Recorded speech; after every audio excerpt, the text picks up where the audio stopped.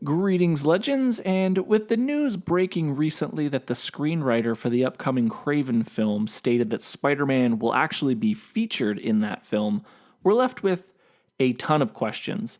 Check out our recent video in the card to learn a little bit more about that, but the one big question we have is, if Spider-Man comes back to this Sony universe and we have a situation where we have multiple silver screen Spider-Man, who should play Spider-Man in the Sony Spider-Verse?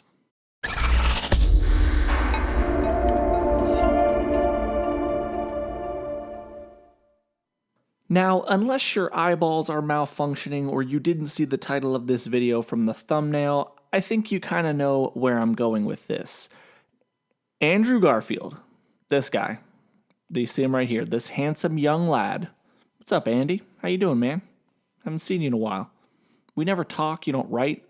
Anyway, Andrew Garfield has been someone that a lot of Spider-Man fans either loved or hated. In fact, just a few days ago, Garrick and I got into an argument over who was the best Spider-Man on the big screen, and we both picked Tom Holland, but in second place, we had a pretty big disagreement, and he believed that Tobey was the better Spider-Man, and I thought it was Andrew, and maybe you agree or maybe you disagree, but that's kind of not the point.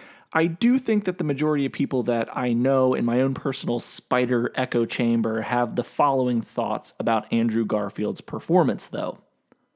Andrew was a fantastic Spider-Man, but not really the best Peter Parker. Many people think that the Amazing Spider-Man film suffered from a really weak roster of villains and story writing and a way too mopey Peter Parker. Some people, Garrick, even think that Andrew, and more specifically the writers and directors, kind of made Peter out to be a bit of a dick. I personally don't, but I have heard your complaints, I have lodged them, and we're reviewing them. Expect to get a response back in 6 to 8 weeks. But the one thing a lot of people can't agree on was that Sony really amped up the smarty spider pants that Andrew played when he was behind the mask. And personally speaking, I think that Andrew's take on Spider-Man was fantastic and really paved the way for what Tom Holland is doing in the MCU. I even liked his Peter Parker.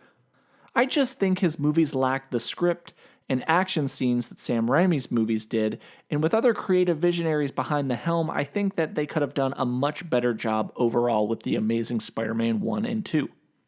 If you want our full thoughts on that, feel free to check out our How Bad Was Amazing Spider-Man 2 vid, hashtag shameless spider plug.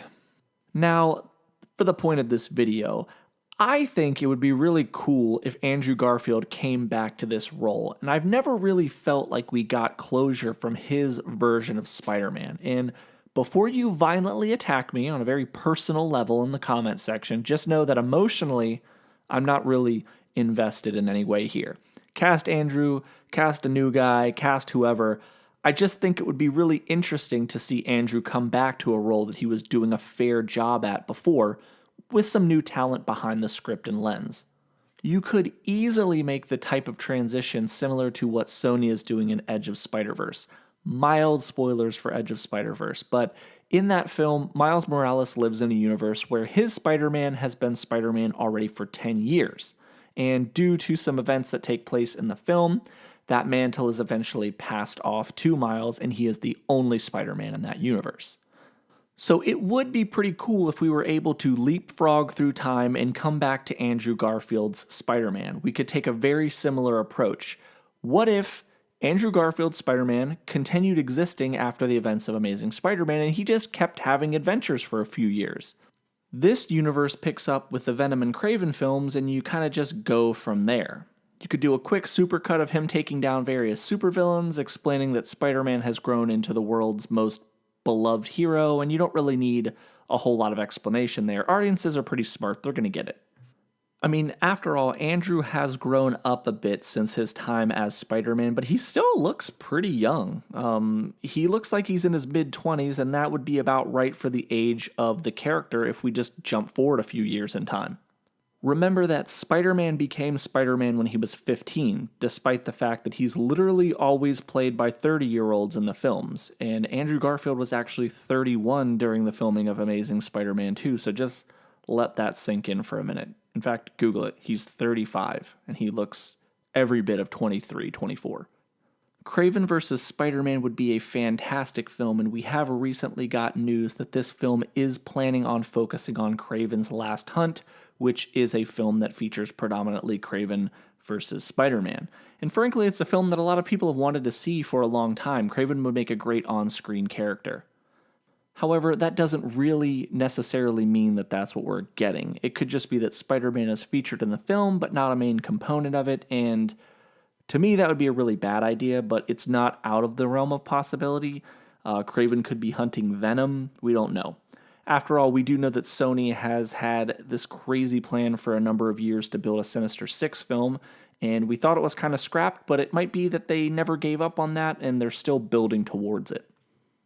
If that's the case, then they may be doing the reverse of what Marvel is doing in giving all these bad guys origin films and then having them converge on Spider-Man. After all, I don't really think we need another Spider-Man-centric film. We kind of all know what he's going through, what his origin is, and there's not really a lot of new territory to explore there.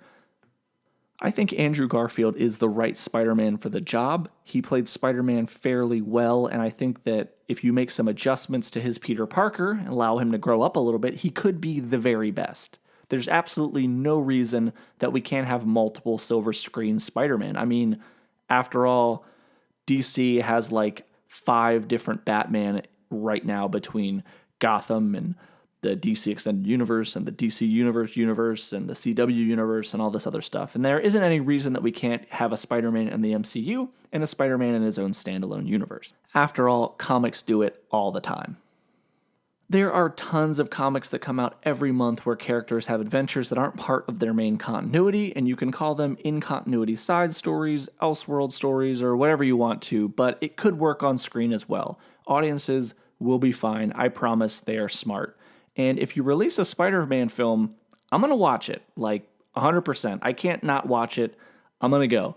Even if you think this presents a problem, just remember that there are tons of know-it-alls out there just begging to tell you in a live situation just who is who and what is what in every situation that you can possibly be in.